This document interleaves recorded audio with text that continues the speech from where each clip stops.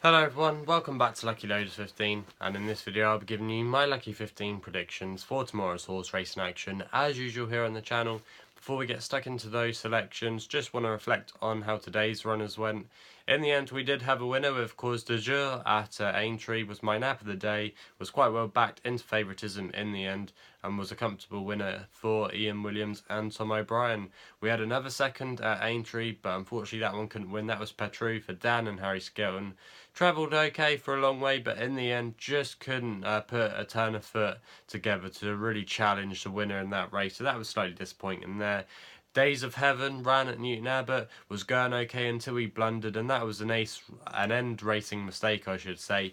It was a good sit though by Nico de Boinville, but from then on he was always up against it, and in the end he had to be pulled up after that. There was no way really he could get back involved during that race. And then another selection we tipped up at Goodwood became a non-runner. But if you followed some of my work as well on the punters page, I did have an 8-1 winner with George, so if you saw that tip, I hope some of you are on it. So at least we've had a couple of winners today. But moving forward on to tomorrow's selections, we start at Chester for our first one in the 240 with a horse called Austrian School. 4-1 best odds I've seen out there at the moment, trained by Mark Johnson, whose stable are in flying form at the moment. PJ McDonald booked for the ride. This horse won 2 starts ago over the course and distance, but last time it went to Doncaster, it stepped up and tripped by 2 furlongs, and I didn't really think it suited it that day.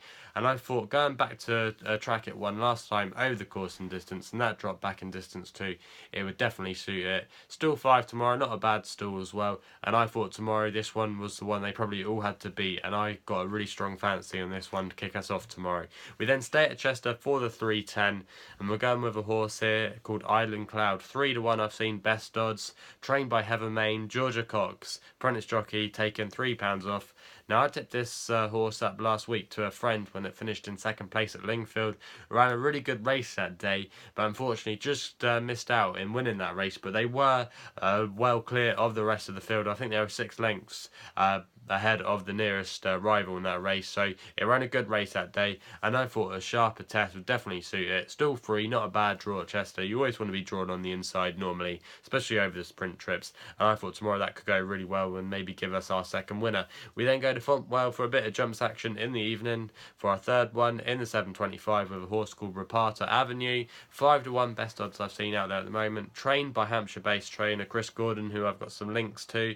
Tom Cannon, his main stable jockey, is booked for the ride. These two normally go really well at Fontwell. I think Tom Cannon's 3 times champion jockey at Fontwell, and Chris Gordon had 25% of his winners last year at the track, so they normally go really well, and they definitely normally worth following there. This horse finished second last time out behind a horse called Majestic or Magastic of Seamus Mullins, who was subsequently coming off the back of a win at Plumpton. I was there that day when it went in a photo finish with Roparta Avenue, and it was just unlucky that he couldn't get his head in front that day. But I thought tomorrow he still had a really good chance of being competitive, and I thought he was a bit of value at 5-1, and I could see it maybe winning this race tomorrow in the 725 at Fontwell, previous course and distance winner as well, so nothing to worry about there, and I thought that one would give you a good run for your money. We then finished the day at Leicester in 840 with a horse called Panko. 15-8 best odds I've seen out there at the moment, trained by Alex Hales.